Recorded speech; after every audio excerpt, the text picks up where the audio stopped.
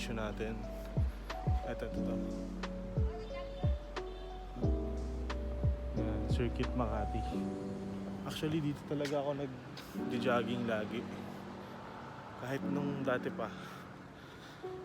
Kasi ito yung malapit sa amin na joggingan. Kaya, tsaka maganda kasi talaga dito. Ano, talagang malawak talaga siya. Ayan. Lalo na pag morning, masarap talaga mag-jogging dito pag morning. So yan, stretching muna tayo. Pahinga muna tayo, tapos stretching. Tara. Ayan, may mga nag-jogging na rin pala dito ngayon. Ayan pa. So, grabe. Ang maganda kasi guys, kapag maaga ka nagigising, eh marami ka nagagawa. Tsaka sabi nga nila, di ba, kung sinong una, kung sinong maaga, siya una agad makakasalo ng blessing. Kaya susundin natin yung rule na yun. Kaya magsisipag tayo ngayong taon.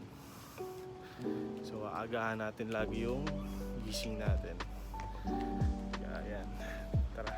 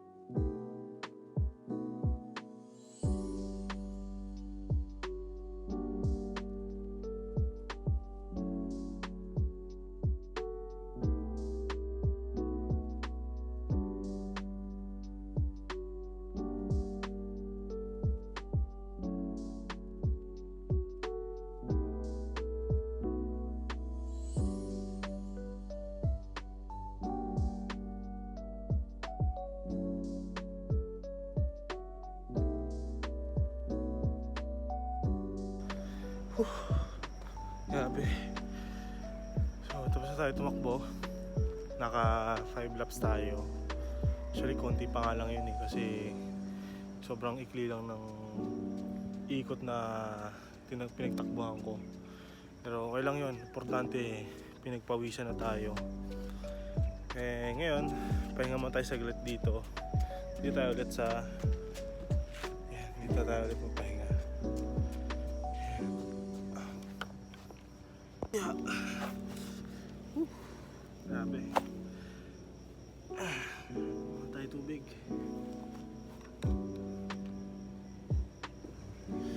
So yan, pahinga muna tayo dito para at least mas maluwag yung hinga natin. Kasi grabe, pagod talaga yung jogging. Pero syempre, kailangan natin gawin, lalo na meron tayong kailangang challenge na gawin sa sarili natin. Siyempre kailangan natin mag-focus. Isa sa mga na-realize ko na totoo nga na kapag alam mo yun, maaga ka talaga nagigising, marami ka talagang magagawa sa umaga. Yun nga, ano ka rin at productive ka rin kaagad talaga. Kumbaga malaki na yung lamang mo sa ibang tao. Yan. Ginagawa mo kasi yung mga hindi normal eh. Di ba? Yun, yung magising na umaga, alas 4 pa. Imagine mo yun. Karamihan ng mga tao tulog pa ng ganun. Diba? Pero nasa probinsya kasi nung, di ba? Before, nasa probinsya ako, grabe. Alas 4 din. Alas 4 pa lang din. Yung mga matatanda doon talagang maririnig mo na. Tulog ka pa, maririnig mo na yung mga walis. Na nagwawalis na sila doon. Di ba? Kaya, yan, ang sarap lang. Ang sarap sa feeling talaga pag maaga ka talaga nagigising. Iba eh. Iba yung pakiramdam mo eh. Parang ano ka, grateful ka kasi, di ba? Sa araw na binigay ulit sa'yo ni Lord. Kaya, solid yung pakiramdam ko ngayon. Lalo't yan, pinagpawisan pa ako, di ba? mag-exercise pa tayo. Mamaya, pag-uwi natin, pa-planning tayo kung ano yung mga pwede natin gawin ngayong araw. Then, after niya, syempre mag-work tayo. Papakita ko sa inyo kung ano yung mga gagawin natin, no? So, tas mag-ano rin tayo, gagawa tayo ng goals para ngayong taon.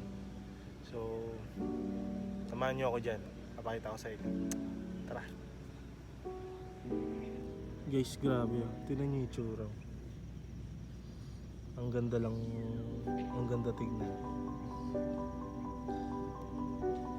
Ang ganda ng langit.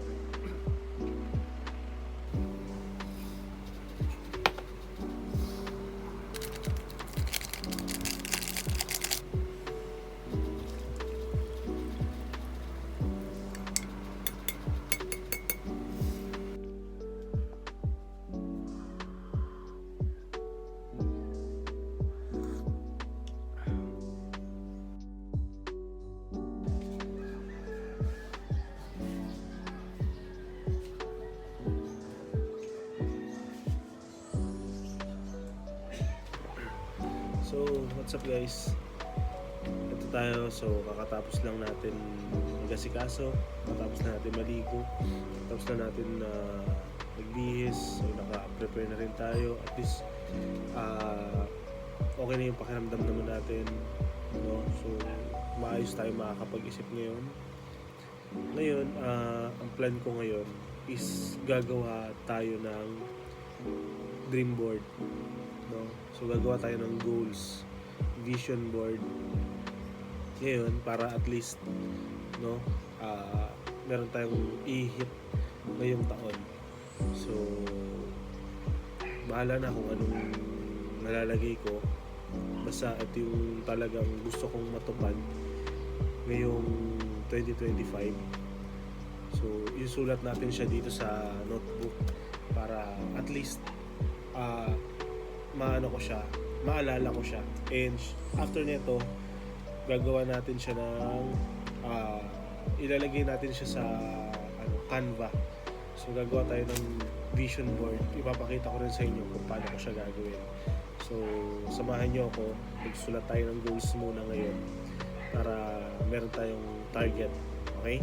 So let's go.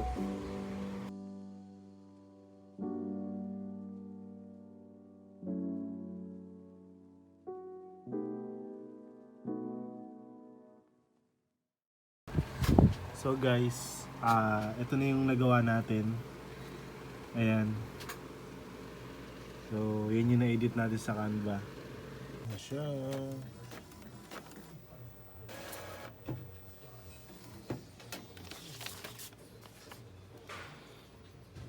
Ayan na siya guys, oh. So, yan. Ito na yung na-print natin. Diba? So okay na siya. So ang gagawin natin, so yun guys, tapos na natin gawin lahat ng mga kailangan natin gawin.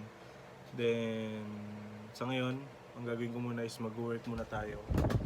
Ayan, mag-work muna tayo, mag-posting tayo syempre sa business natin, sa kamote chips. Then yan, habang nag-work tayo, ito nag-prepare ako ng food ko dito. Ito, ayan, nag-prepare ako ng food. So meron tayong itlog. Ayan, nabasag nga lang isa, pero okay lang. Then meron tayong kamote dyan. So syempre, healthy pa rin tayo sa morning. Kaya yun, break muna tayo guys.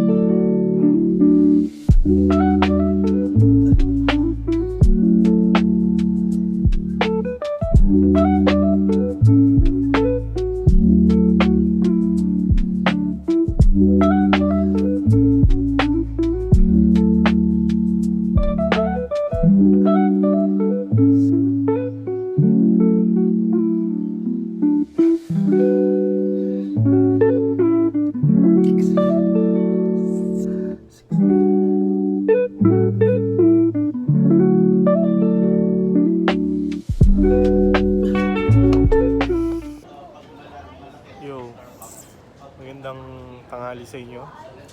So, nandito tayo ngayon sa Makati. And yan, pahangin lang tayo muna dito kasi syempre kanina pa tayo sa bahay. So, labas-labas muna tayo para at least, no, mas makaisip tayo ng mga ideas. Pag ano ka kasi, pag artistic ka kasi, kailangan mo talaga lang lumabas eh. And kapag lumalabas ka kasi, the more na lumalabas ka, the more na mas makakaisip ka ng idea. No? So, yun. So, tambay muna tayo dito para at least nalilibang din yung mata natin. Kaysa nandun na tayo sa bahay, kailangan rin natin lumabas-labas. Kailangan natin makapag-network. Yeah. So, ito yung view ko ngayon.